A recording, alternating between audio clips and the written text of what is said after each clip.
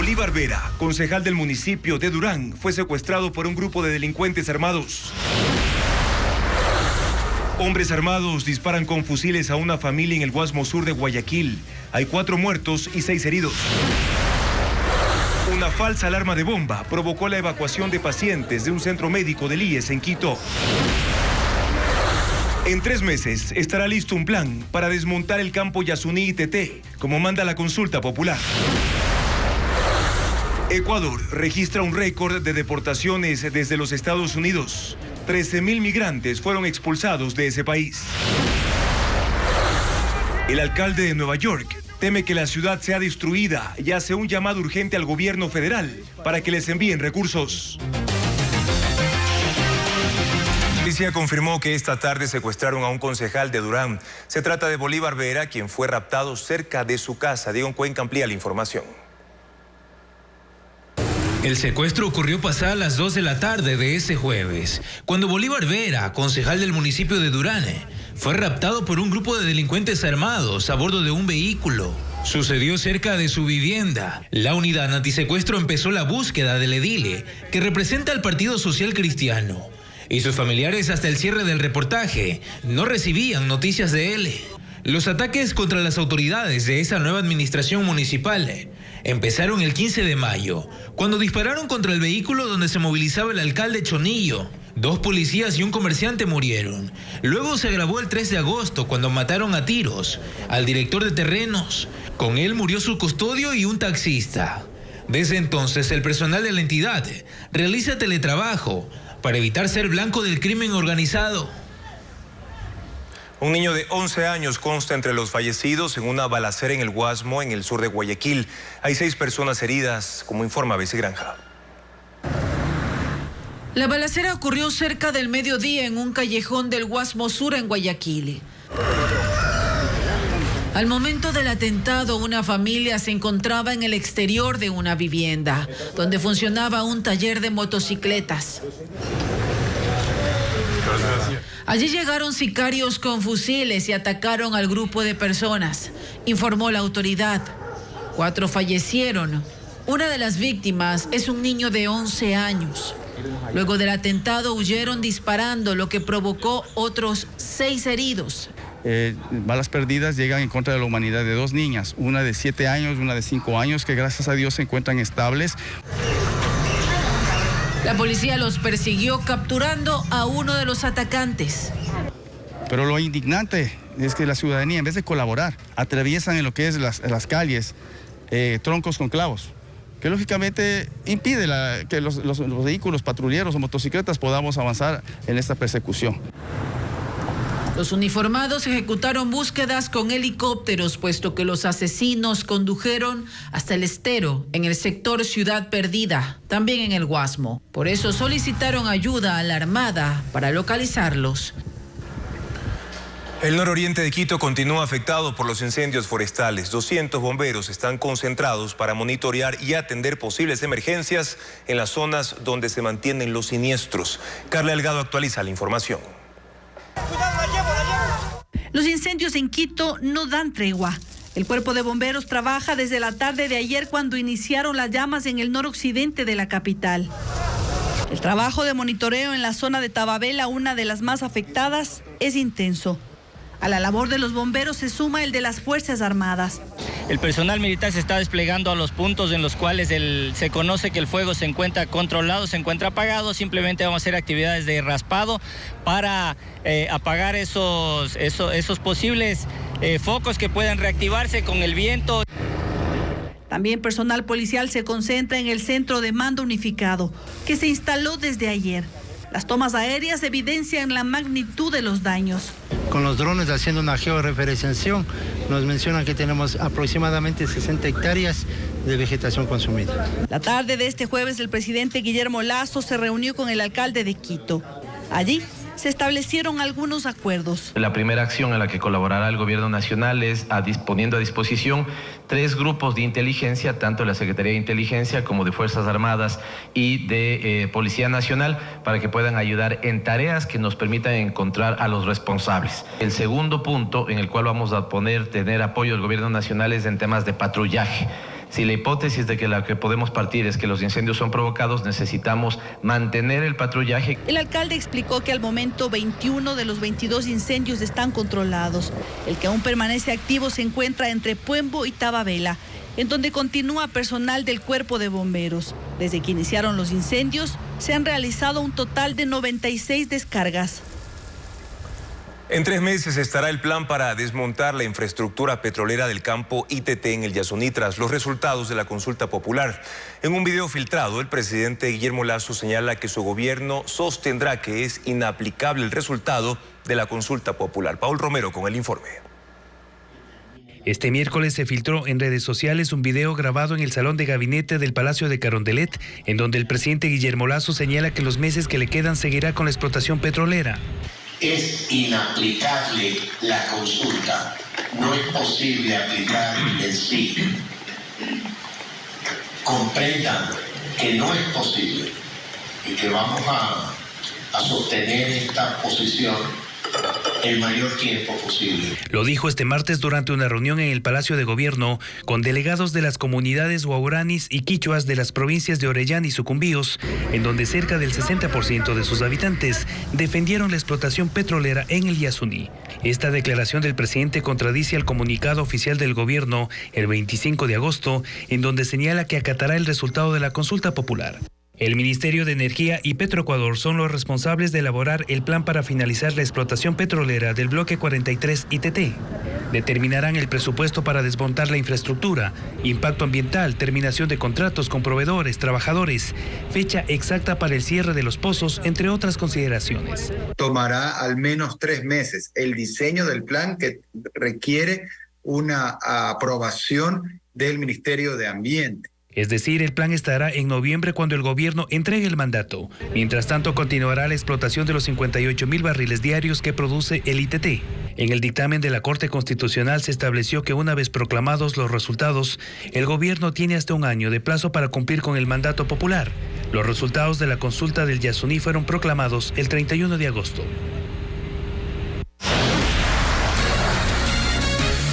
En breve les contamos a qué se debe la cifra récord en deportaciones de migrantes ecuatorianos desde Estados Unidos en lo que va del año.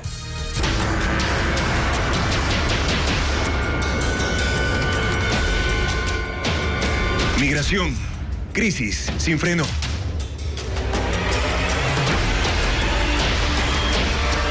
Las deportaciones de migrantes ecuatorianos desde Estados Unidos aumentaron en un año en 877%. Así lo confirman cifras de una investigación realizada por autoridades de la Subsecretaría de Migración en el país.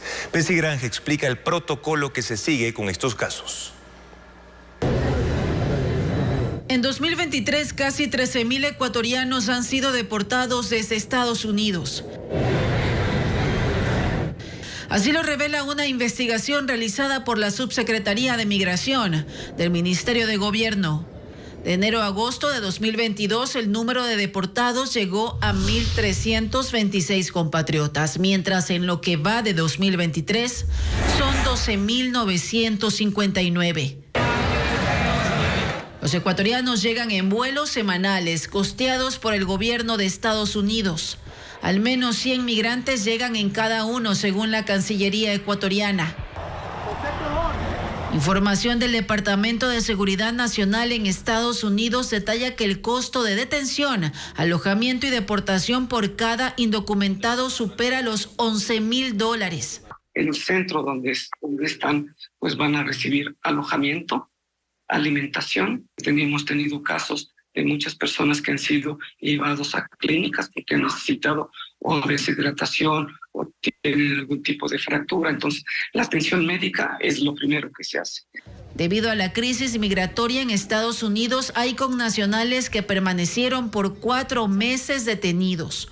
Una vez en Ecuador, el Servicio de Migración hace el registro y los abordan otras carteras de Estado. La autoridad recalca que a ellos no se les sanciona por salir de forma irregular.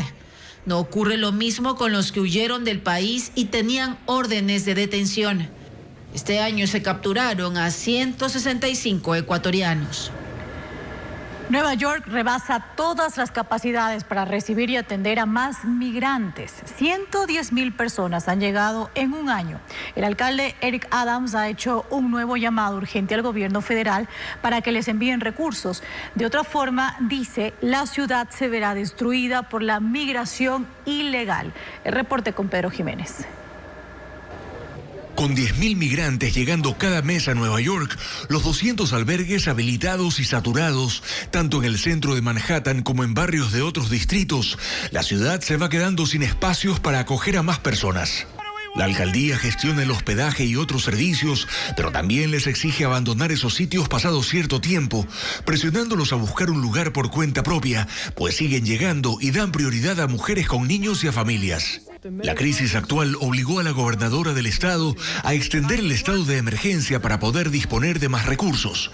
Le exigen al gobierno de Joe Biden que se involucre, que asuma parte de los costos y que facilite permisos de trabajo a los migrantes. Pero la administración responsabiliza al Congreso por la falta de acción. El alcalde Eric Adams ha llegado a decir que en estas condiciones no ve una salida al problema. Will destroy New York City. Este asunto va a destruir a Nueva York, dijo en un evento de la alcaldía. Recibimos 10,000 migrantes al mes. Al principio eran de Venezuela. Ahora los recibimos de Ecuador, rusohablantes que vienen por México, gente de África. Tenemos gente de todo el mundo y un déficit de 12,000 millones de dólares. Todos los servicios de esta ciudad se verán afectados, advierte, llegando a decir que la ciudad, tal como la conocemos, está condenada a desaparecer. La mayoría deambula por la ciudad y son pocos los que han iniciado sus trámites de asilo, pues el gobierno no provee servicios legales gratuitos en ese sentido y los migrantes deben buscar su propia representación legal. Muchos se apoyan en organizaciones no gubernamentales que les dan asistencia. México se encamina a tener a una mujer en la presidencia por primera vez en su historia. Tanto el partido de gobierno como la principal alianza de oposición han escogido sus candidatas para las elecciones de 2024. El Movimiento de Regeneración Nacional, Morena, del presidente López Obrador, apuesta por Claudia Sheinbaum, de 61 años, ex jefa de gobierno de Ciudad de México. Mientras que la coalición opositora, en la que se han unido los tres partidos más tradicionales, ha escogido a la senadora Xóchitl Gálvez, de 60 años. Las presidenciales mexicanas serán en junio del próximo año. Grecia lanza operaciones de rescate en poblaciones inundadas por el paso de la tormenta Daniel. 800 personas han sido salvadas hasta ahora, pero hay sitios remotos donde la ayuda llegó recién este jueves. El reporte con Pedro Jiménez.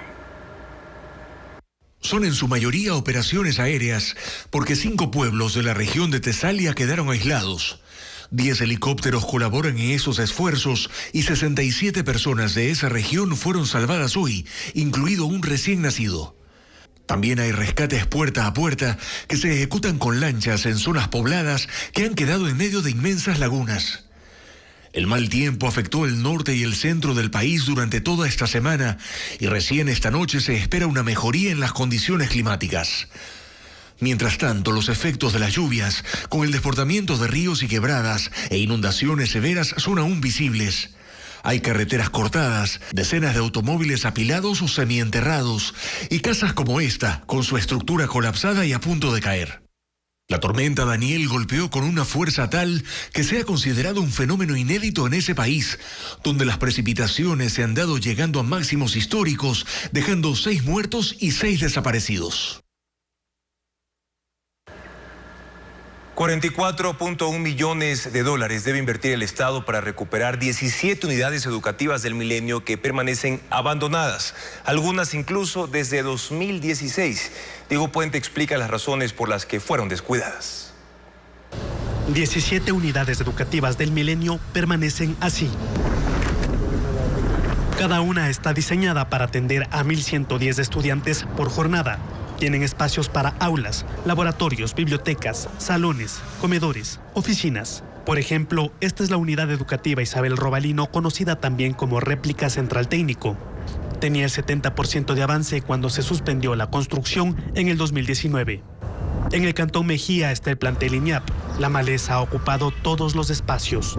Lo mismo ocurre con otras unidades educativas como la Francisco de Orellana en Guayaquil, también otras instituciones en Aloaj, El Triunfo, Sangolquí, algunas abandonadas desde el 2017 por problemas administrativos y legales, cuando tenían el 70% de construcción. Y esto ocasionaba que la obra se paralice y no se vuelva a retomar como tal la continuación de la obra. Cuando tú haces ya una suspensión de obra por muchísimo tiempo, genera otro tipo de inconvenientes. Es nuevamente poder sacar garantías que tienen que tener los contratistas de acuerdo a la ley vigentes para poder hacer la ejecución de la obra. Para recuperar los 17 elefantes blancos, el Estado calcula que la inversión debe sobrepasar los $44.1 millones adicionales a los millonarios contratos que ya se firmaron durante el correísmo.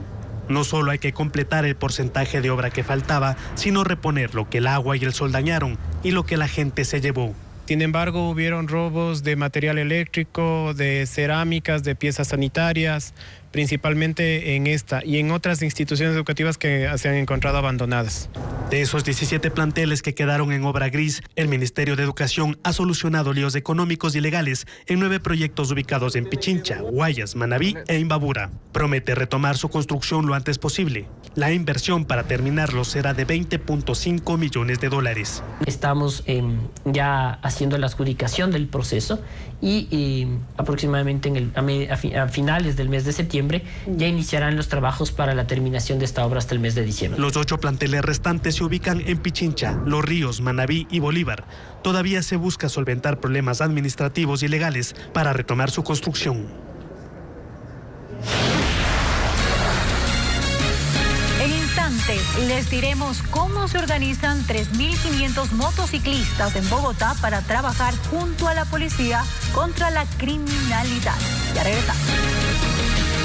Los usuarios tienen derecho a dar por terminado un contrato por servicios de telefonía celular y televisión por cable de forma unilateral sin penalizaciones. Sin embargo, la Defensoría del Pueblo registra un incremento del 33% de ese tipo de quejas. Adriana Bermeo amplía la información. Cada consumidor tiene derecho a terminar de forma anticipada un contrato por prestación de servicios de telefonía celular, medicina prepagada y televisión por cable. Por ello, no debe pagar ningún tipo de multa, sanción o recargo. Pero los ciudadanos enfrentan dificultades para cerrar esos contratos. La Defensoría del Pueblo registra un incremento del 33% en denuncias por vulneración de derechos de usuarios de servicios. Son 1.078 quejas durante el primer semestre del 2023. No se podría alegar el pago de una multa por haber estado incluida en el contrato, ya que cualquier disposición que sea contraria a la ley se entiende como no escrita y por lo tanto carece de eficacia jurídica. Para terminar un contrato de forma unilateral, el usuario debe notificar a la empresa proveedora del servicio con 15 días de anticipación a la fecha de corte de su factura para que no tenga que pagar un mes adicional. Devolver los equipos en el caso de televisión por cable o internet y como respaldo ante cualquier reclamo debe solicitar un certificado de no adeudar algún dispositivo. En lo que respecta a telefonía celular, muy probablemente usted adquirió el teléfono junto con el plan. Entonces, si usted termina anticipadamente el contrato, tiene que pagar el saldo de la deuda de ese equipo, porque usted se lo va a quedar. Si no se cumple con la terminación del contrato, el usuario puede presentar una queja ante la Defensoría del Pueblo. Si no se llega a acuerdos, este organismo llamará a una audiencia de conciliación y emitirá un informe sobre las vulneraciones de derechos. Este documento no es vinculante, pero puede ser presentado como prueba ante los juzgados de contravenciones. La multa a las empresas que incumplan la finalización del contrato puede ser de hasta $4.500. En Colombia, 3.500 motociclistas se unen a la policía de Bogotá para combatir la criminalidad. Los voluntarios conforman una red ciudadana que recorre las calles para reportar los delitos. Mensajeros, conductores de ambulancias, guardias de seguridad y miembros de clubes de motociclistas están entre los civiles que conforman la Red Ciudadana de Prevención y Cuidado de Bogotá. Su función es alertar a las fuerzas del orden sobre cualquier delito. No es que ellos tengan las acciones de policía, ni que ellos tengan que capturar o aprender o algo. No, de esa no es la finalidad. La finalidad es que nos puedan comunicar qué está pasando en la calle y que haya más interlocución y acción por parte de las autoridades. Los integrantes de la brigada están identificados, usan chalecos antibalas y se comunican por radio. 16, escolta motorizada. No tienen horario establecido, sino que dedican su tiempo libre a esta labor. Son 3.500 voluntarios que recorren en moto las avenidas de la capital colombiana como una red de apoyo ante la falta de policías. Sin embargo, la medida ha levantado críticas por exponer a civiles a situaciones potencialmente peligrosas. En Turquía se ha desplegado un operativo internacional para rescatar a un hombre que le dio una hemorragia intestinal en el interior de una cueva. Se trata de un estadounidense que realizaba unos estudios cuando se enfermó a 1.200 metros de profundidad. Morca es un complejo sistema de estrechas grietas, precipicios y túneles inundados ubicado en Turquía. Es la tercera cueva más profunda de ese país, extendiéndose 1.247 metros bajo la superficie. Y en su interior está atrapado Mark Dickey, un espeleólogo estadounidense que sufrió una emergencia médica mientras realizaba una investigación. Equipos de rescate de 7 países se desplegaron en la zona para iniciar la compleja operación de estabilizar su salud y sacarlo de ahí. 2 brigadas húngaras ya llegaron hasta él. Trajimos médicos y suministros, también sangre para transfundir a Mark. Él se ha sentido mucho mejor, dice este rescatista. En las profundidades, con temperaturas de 3 grados centígrados, Dickey grabó un video para demostrar que está mejorando y agradecer la ayuda. Como pueden ver, estoy despierto, alerta y hablando, pero aún no estoy curado por dentro, así que necesitaré mucha ayuda para salir de aquí, dijo. Aunque Mark está animado, aún no está en condiciones de hacer el recorrido de 2 días hacia la superficie. Los rescatistas dicen que es un operativo delicado que podría demorar días e incluso semanas. Hoy fue presentada la Mesa de Articulación para la Protección de Periodistas. Se trata de una iniciativa de la sociedad civil y está integrada por 5 organizaciones que buscan verificar amenazas inminentes a la vida e integridad de los periodistas, realizar análisis de riesgo y ejecutar acciones de protección. 5 periodistas han tenido que salir del país o fueron trasladados a otras provincias en lo que va de 2023 por amenazas. La mesa pidió a los candidatos presidenciales que se comprometan a generar las condiciones para que los periodistas, según propone, puedan trabajar de manera segura. La crisis institucional que vive el Ecuador tiene un impacto directo sobre la seguridad de periodistas, sobre las debidas garantías al trabajo periodístico. El año pasado tuvimos que contabilizar 3 asesinatos de periodistas y una diversidad de atentados, ataques contra sedes de medios de comunicación, contra casas de periodistas, amenazas directas de parte de grupos delincuenciales. Ecuador es sede de un evento organizado por la UNESCO para analizar las implicaciones que tiene el uso de la inteligencia artificial en la sociedad. Participan 30 expositores de 12 países. Los pros y contras de la inteligencia artificial se discuten en Quito entre ayer y hoy en la Universidad Andina Simón Bolívar. Se exponen los proyectos universitarios que aplican esa tecnología. Por ejemplo, alumnos de la Escuela Politécnica Nacional diseñaron prótesis inteligentes para quienes sufrieron la amputación de una extremidad. La idea es desarrollar prótesis que puedan tratar de simular la mayor cantidad de movimientos que hace la mano humana. Nosotros sensamos las señales eléctricas que envía el cerebro hacia los músculos. Estudiantes de la Universidad de las Américas, en cambio, crearon un visor de realidad aumentada que detecta el movimiento de las manos y permite transmitir a otra persona lo que sucede.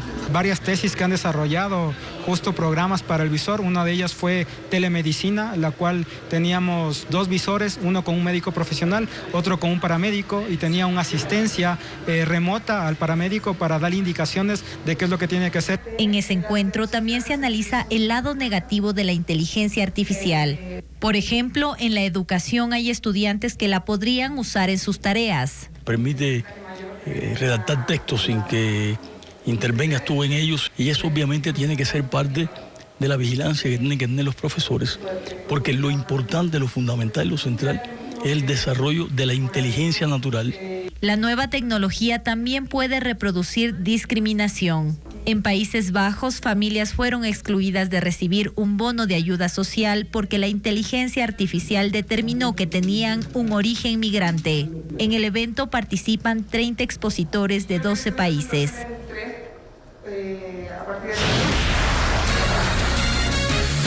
Más adelante, incendio en bodega alertó a la ciudadanía de Riobamba. Les contamos cuánto tiempo le tomó a los bomberos controlar las llamas.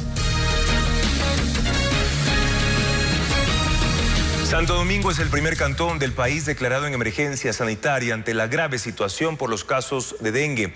Ya supera los 2.200 contagios, la cifra más alta en los últimos 3 años, como reporta Vanessa Robles. En Ecuador se registra un brote de dengue. Una de las provincias afectadas es Santo Domingo, por lo que la ciudad, que lleva su mismo nombre, fue declarada en emergencia sanitaria por el COE cantonal. Durante el 2022 se reportaron 947 casos y ahora ya son más de 2.200 pacientes solo en esa ciudad. Parroquia Bombolí, con 570 casos. De ahí viene la parroquia Santo Domingo Urbano y la parroquia Saracay. Son los casos que están en rojo. Si no arrimamos el hombro, esta situación se nos va a salir de las manos. Y adicional a esto se viene el fenómeno del niño. El grupo etario más afectado se concentra entre los 10 y 14 años de edad. Son 566 enfermos. Las camas UCI del hospital están empezando también a saturarse con eso. Si recuerdan, esto es algo muy similar a lo que ocurrió cuando tuvimos COVID. Tras la reunión se activaron mesas técnicas para el control vectorial en territorio, priorizando las parroquias urbanas con más incidencia, principalmente en parques y planteles educativos. Hasta ahora ya son 4.000 viviendas fumigadas. 4 sectores, las cuales hemos pedido la fumigación. Espero que con esta emergencia nuestro oficio sea uno de los primeros. En la provincia, los casos superan los 2.400. Este viernes también se desarrollará una minga general en el cantón para eliminar criaderos de mosquitos, agua estancada en llantas o contenedores. En la provincia de Manabí ya son 4.981 los casos de personas que registran dengue, 2.421 en Guayas y 1.293 en Morona, Santiago. No obstante, hasta ahora la declaratoria de emergencia sanitaria solo se ha dado en el Cantón Santo Domingo. Hasta la semana epidemiológica 34 se reportaron 16.400 casos a escala nacional. El dengue, que se transmite a través de la picadura de un mosquito infectado, puede presentarse en personas de todas las edades, con síntomas que varían entre fiebre, dolor intenso de cabeza, en ojos, músculos y articulaciones. En Jipijapa, cantón de Manabí, está vigente una declaratoria de emergencia por 2 meses debido al déficit en la distribución de agua potable. Todo el sistema de captación demanda una intervención de $450.000 en mantenimiento. Desde hace 2 semanas, el desplazamiento de tanqueros es una constante en las calles del cantón Jipijapa, debido a que el municipio contrató 28 de estos vehículos para entregar agua de forma gratuita en la zona urbana, donde habitan cerca de 50.000 personas, pues un daño en la bomba del sistema de captación impidió que se potabilice el líquido y que éste se distribuya por la red de tuberías. Sin embargo, la cantidad de tanqueros no ha sido suficiente para abastecer a la población. Por ello, hay ciudadanos que pagan hasta $60 para llenar sus cisternas. En sectores del norte como la Ciudadela, el Calvario, y del sur como la vía Puerto Cayo, los moradores llegaron al punto de cerrar las calles y quemar llantas exigiendo agua. Aunque la dotación de esta estuvo suspendida por 15 días, el problema del servicio ha sido permanente, pues se distribuye de forma racionada e incluso cuando las bombas sirven, solo llega al 65% de la población. Nos dan una noche y ya no nos vuelven a dar. Y por tanquero es muy difícil, a veces incluso le suben el precio de lo que cuesta el agua. La alcaldesa Ángela Plúa declaró la emergencia por 60 días, tiempo en el que contratarán un servicio de mantenimiento por $450.000 para solucionar los problemas en el sistema de agua potable. Al momento solo se han realizado reparaciones parciales, retomando la producción de 8.500 metros cúbicos de agua, aunque son en realidad 14.500 los que necesita Jipijapa para dotar el servicio de forma regular. Se inauguró la primera unidad de vigilancia de enfermedades raras en Ecuador y está en el Hospital Francisco y Casa Bustamante en Guayaquil. Vanessa Robles detalla que en el país hay 106 casos. Según la Organización Mundial de la Salud, a escala mundial son más de 8.000. En Ecuador no hay una cifra oficial de cuántas personas son diagnosticadas con enfermedades raras, pero Edilma es un reflejo de lo que padecen. Ella viajó 5 horas desde Santo Domingo a Guayaquil con su pequeña Amy. Tiene 2 años y una enfermedad irreversible que implica un tratamiento de por vida. Ella tiene una enfermedad que se llama glucogenosis tipo 9. Fue diagnosticada hace unos 8 meses. Tiene el hígado grande. Lo que me han dicho los médicos es no destruye las proteínas. En este caso por eso le da alergias como tipo granitos, le hace a la piel. Pero esta vez no esperó en el pasillo. Fue recibida en el 5º piso del Hospital Francisco y Casa Bustamante. Allí se inauguró el área de la primera unidad de vigilancia de enfermedades raras del Ecuador. Tiene capacidad para atender a 10 niños al día de lunes a viernes, en horarios de 8 a 4:30 de la tarde, para aplicación de medicamentos, controles o exámenes de laboratorio. El tercer martes de cada mes se hospitalizará al paciente por un día para una valoración integral. Neurólogo, traumatólogo, endocrinólogo, genetista, también tenemos nutricionista, que es fundamental también en estas enfermedades. En este lugar hay 385 niños registrados de Guayas, Los Ríos, Santa Elena, El Oro y Santo Domingo con diversas patologías como hemofilias, hemoglobinopatías, artritis reumatoide juvenil, lupus eritematoso y síndrome de Duchenne, entre otros. En las próximas semanas se habilitará una segunda unidad en el Hospital Vaca Ortiz de Quito, como parte de un plan piloto que se extenderá a escala nacional. El debate presidencial del domingo 1 de octubre durará 2 horas. Los candidatos tendrán mayor tiempo para sus respuestas y los ejes podrían cambiar. Patricio Díaz informa sobre el mecanismo que se usará para ese evento previo a las elecciones de segunda vuelta. La modalidad del debate presidencial cambiará respecto a la primera vuelta. Al ser ahora solo 2 candidatos, no serán 3 horas de programa, sino 2. Los ejes pasan de 5 a 4 y aunque se mantienen temas como seguridad o desarrollo económico, otros se condensarán. Habría incluso tópicos nuevos. Por ejemplo, no se tocó en el debate la política exterior, ¿no? Ya las relaciones internacionales, yo creo que eso es importante. Hemos recibido también sugerencias de que eso se trate en este debate. El comité de debates prepara 20 preguntas. 8 serán sorteadas el día del evento, 2 por eje. Cada candidato tendrá 2 minutos para responder y habrá 20 segundos para la réplica del otro postulante. La respuesta en este caso será de 1 minuto y existirá una contrarréplica y la nueva respuesta del aspirante a la presidencia. Lo que hay de nuevo en esta vez es de que se les dio otro espacio a los candidatos para que ellos hagan un saludo o una respuesta emocional, que manden un mensaje. El comité y el Consejo Nacional Electoral definieron además que haya un solo moderador. El miércoles eligieron a Ruth del Salto, periodista ecuatoriana radicada en el exterior, que ha cumplido labores profesionales en el país e importantes medios de Colombia. Ya participó en el debate presidencial de 2021. La próxima semana se harán públicos los ejes temáticos y las preguntas se entregarán al moderador el 1 de octubre, día del debate. Los candidatos siguen recorriendo el país. Ambos cumplieron agenda en provincias de la costa. A continuación, el resumen de las actividades que han llevado a cabo en las últimas horas en territorio, pero también en las redes sociales. Luisa González se despidió de Galápagos y tomó rumbo hacia el sur del país, a El Oro. Su agenda dice que hoy estará en Machala y ahí está llevando a cabo varias actividades.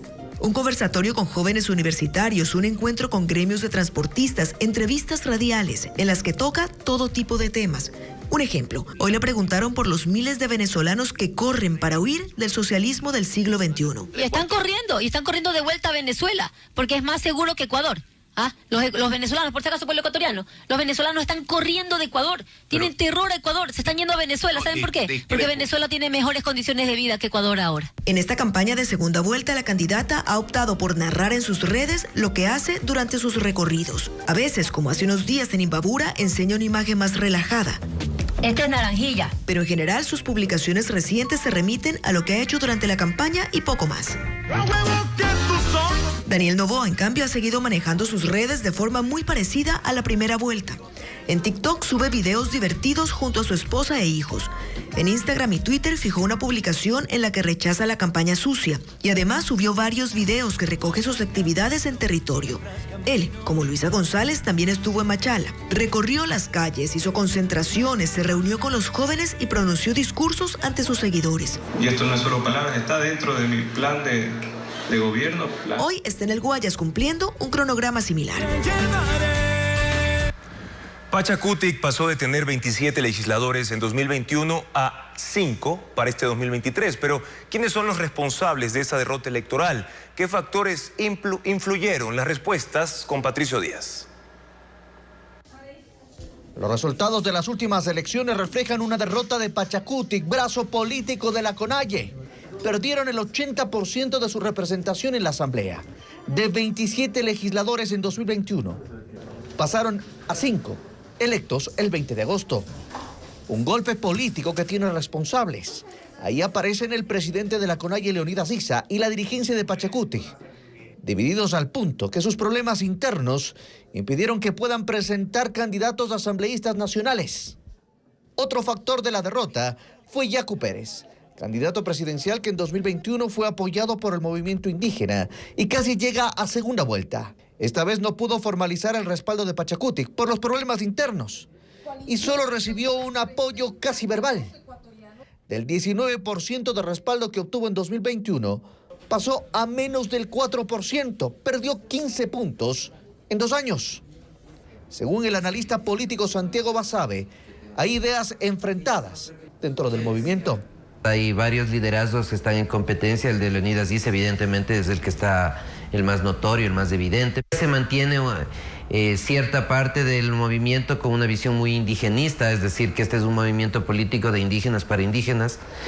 Esta desbandada de votos se notó en las provincias donde el movimiento indígena ha gozado de mayor fuerza.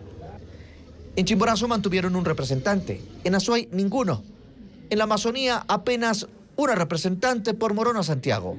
Y en Cotopaxi, bastión del presidente de la CONAIE, Leonidas Issa, tampoco obtuvieron nada. Para la segunda vuelta, Pachacutic deja en libertad a sus adherentes. La CONAIE anuncia que no va por ninguno, que esperará si los presidenciables recogen su agenda para pronunciarse. Pueden plantear demandas, como otros sectores sociales, pero de ahí a pasar a una imposición o a pensar que cualquiera de los dos necesariamente tiene que incluir en su agenda de campaña o de gobierno sus demandas, me parece que es extralimitar el alcance de una organización absolutamente respetable, pero que es una más dentro del país. Los resultados de 2021 le permitieron a Pachacutic obtener un poder inusual, llegando a la presidencia de la Asamblea, presidencias y vicepresidencias en la mayoría de comisiones y votos fundamentales en las decisiones legislativas. Esta vez no llegan ni a su promedio de representación, que en ciertos momentos llegó al 10%. Es una caída abrupta frente a sus anteriores logros. En la tarde de este jueves se reportó un incendio en una de las bodegas de la Intendencia de la Brigada de Caballería Galápagos en Riobamba. 150 bomberos y militares trabajaron por más de 2 horas para controlar el fuego. Ángel Pilatuña con el informe. Un incendio en la bodega de Intendencia de la Brigada de Caballería Blindada número 11 Galápagos alertó a la ciudadanía de Riobamba la tarde de este jueves. En redes sociales se difundieron imágenes donde se aprecia una enorme columna de humo que se generaba desde el interior del recinto militar. Juan Carlos Jacome, coronel de la brigada, señaló que se trató de un incendio en uno de los cuartos de almacenamiento. Tuvimos un incendio en una bodega de vestuario. En esta bodega se encontraba almacenado, en su mayoría eran colchones, cobijas, lo que generó que se contamine de humo y se genere la nube de humo que tuvimos en la ciudad. Una empresa privada realizaba trabajos de cambio de la cubierta en la bodega donde se originó el incendio. Posiblemente un cortocircuito, eso tenemos que aclarar con los bomberos. 150 personas entre bomberos de los cantones de Riobamba, Guano y Chambo, tanqueros de la empresa de agua potable y personal militar trabajaron por más de 2 horas para controlar el incendio y evitar que las llamas afecten a otras bodegas. Las autoridades del cuartel militar indicaron que no se reportó personas heridas ni fallecidas. Además, se descartó que material bélico esté involucrado en este incendio. La gran ausencia de los alcaldes de Guayas marcó la jornada de la cuarta mesa de seguridad organizada por el Consejo Nacional de la Judicatura. En la cita se tenía previsto analizar los problemas que enfrentan municipios como por ejemplo General Villamil y Durán. Un informe de Bessie Granja. Aunque todos fueron invitados a la mesa, hubo ausentes. Ningún alcalde acudió a la cita convocada este jueves por el Consejo de la Judicatura para hablar sobre la seguridad en Guayas y donde se tenía previsto analizar los problemas en torno a este tema, que afecta a los cantones de General Villamil y Durán. Tampoco asistió el gobernador de Guayas ni la prefecta de la provincia. Es la cuarta vez que el organismo convoca a estas citas. ¿Acaso no tienen efectividad? Yo creo que los señores burgomaestres en sus diferentes jurisdicciones están cumpliendo con sus atribuciones, cumpliendo sus agendas, pero vean, las mesas han remitido y han mandado a sus principales delegados. Pero la inseguridad también afecta al sistema judicial en Guayas, donde este año se registraron 10 amenazas de bomba en juzgados y 24 unidades están en teletrabajo por amenazas contra los funcionarios. Mientras más de 160 magistrados fueron destituidos por actos de corrupción, como la liberación de delincuentes. Poco tiempo después de haber iniciado el acto, que tenía una duración aproximada de 2 horas, Wilman Terán y Javier Muñoz también se fueron de esta mesa. Una falsa amenaza de bomba se reportó en el Hospital del Día del Seguro Social que está ubicado en el centro histórico de Quito. Unidades especializadas evacuaron a los usuarios e inspeccionaron el lugar. Alex Ceballos con el informe. Todos los pacientes, médicos y el personal administrativo tuvo que ser evacuado del centro de salud del Instituto Ecuatoriano de Seguridad Social, ubicado aquí en el centro de Quito. En total 600 personas salieron. Pacientes de los servicios de emergencia, consulta externa, fueron evacuados a otras casas asistenciales. 2 cuadras a la redonda se bloqueó el acceso de vehículos y peatones. Evacuamos 30 pacientes de la emergencia, un paciente crítico, 5 pacientes posquirúrgicos, que han sido lo que nosotros hemos llevado a cuenta. De ahí, pues, los pacientes de la consulta externa. Este centro clínico quirúrgico ambulatorio efectúa cirugías del día. Los pacientes que en ese momento recibían atención médica debieron también evacuar, mientras que los pacientes del servicio de consulta externa fueron trasladados hacia una plaza cercana. Estamos con nuestro nivel de alerta muy alto, con el 100% de nuestro personal de policías para que no volvamos a tener eventos como los de los últimos días. Equipos antiexplosivos de la Policía Nacional realizaron un barrido por toda la zona y determinaron que se trató de una falsa alarma. Los pacientes fueron regresando paulatinamente y el servicio médico se retomó. Y la violencia continúa en el país. En Guayaquil, sicarios asesinaron a un joven en el Guasmo, mientras la policía detuvo a 7 presuntos secuestradores en Monte Sinaí. En otro caso, un guía penitenciario fue baleado en Porto Viejo. Los uniformados ahora indagan estos crímenes.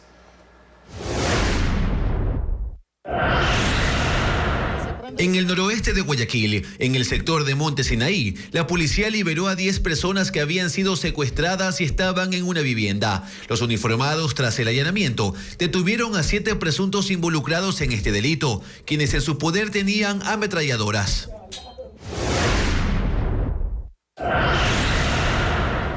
En Guayaquil, los moradores de la cooperativa Proletarios Sin Tierra en el Guasmo Sur se alarmaron tras el hallazgo del cadáver de un hombre en una calle del sector. La policía todavía desconoce las causas de la muerte. Sin embargo, algunos habitantes indicaron que escucharon disparos durante la noche.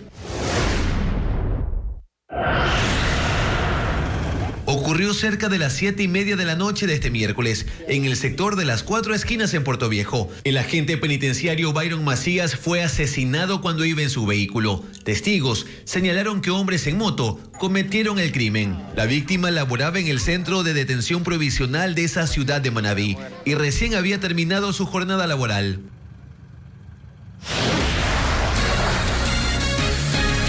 Al volver, enormes títeres de la compañía francesa Royal Deluxe sorprenden y cuentan historias en las calles de Europa y otros continentes. La Feria de Trabajo Reactívate ofertará más de 600 plazas de empleo de 41 empresas. El evento se llevará a cabo de forma presencial la próxima semana en Quito, como muestra Adriana Bermeo. 640 puestos de trabajo serán parte de la oferta de la Feria Laboral Reactívate, que se desarrollará en Quito el 11 y 12 de septiembre. Son 41 empresas inscritas entre supermercados, farmacias, cadenas de restaurantes y centros de servicios. Las áreas que se buscan cubrir son: 1. Servicio al cliente, cobranzas, call center, ventas y contabilidad, que tiene el 54% de la oferta. 2. Construcción, docencia y salud, el 33%. Y 3. Administrativa y tecnológica, con el 13%. La feria será presencial. Se llevará a cabo en la Plaza Cívica Eloy Alfaro, en el sur de Quito, desde las 10:30 hasta las 16 horas. Los interesados deben llevar varias hojas de vida impresas. No se realizarán entrevistas de trabajo. Porque la empresa gesta ese día todas sus hojas de vida y posterior a eso genera su proceso de selección. Sin embargo, ya el insumo clave o preliminar lo tiene desde ese día. Las empresas con vacantes disponibles pueden inscribirse hasta este viernes en la página web de Conquito. Tienen que ponernos cierta información, que es su empresa, el nombre de su empresa, las vacantes que están gestionando, y adicional a esto brindarnos también su información de logo para poder colocar ese día. Está previsto que la siguiente feria de trabajo sea en octubre. Reciente propuesta de turismo ecológico nocturno en el Bosque Protector Cerro Blanco. La actividad busca tomar conciencia sobre la preservación y respeto del ecosistema, como reporta Vanessa Robles. Imagínese visitar parte de las 6.000 hectáreas de bosque seco tropical en la Reserva Natural Cerro Blanco, pero en la noche. Sí, esa es una de las recientes propuestas de turismo ecologista que se desarrolla cada miércoles en la zona de camping del área de visitantes. Ver una película o documental con temática ambiental ha sido el interés de más de 100 jóvenes en las últimas 4 semanas. Entonces la gente asocia, ¿no?, el bosque con bichos y sudar y calor, ¿no? Entonces es un acercamiento bastante amigable. Luego de los 80 minutos de película, que en esta ocasión fue Cowboy, historia que gira en torno a la amistad de un niño y un pájaro, inicia la segunda parte de la actividad, un conversatorio entre los participantes, enfocado en construir respeto y conciencia ambiental. Esta actividad se intercala con otras alternativas nocturnas, como senderismo, que puede durar de 1 a 3 horas, fogatas, avistamiento de aves y diferentes especies de animales propios de la fauna diversa. El ecosistema está ubicado en el kilómetro 16 de la vía a la costa, extremo sureste de la cordillera Chongón, Colonche, en la ciudad de Guayaquil.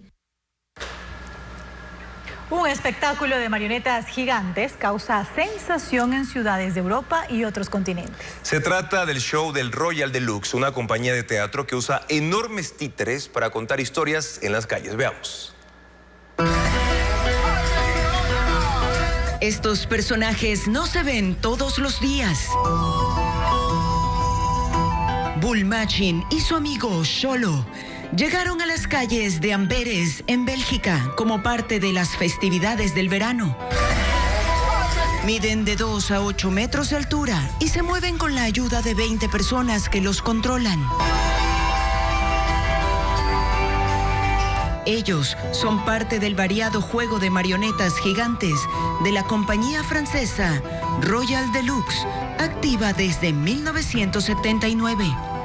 Cada uno de estos títeres están fabricados con mecanismos hidráulicos y robóticos y avanzan a unos 10 kilómetros por hora.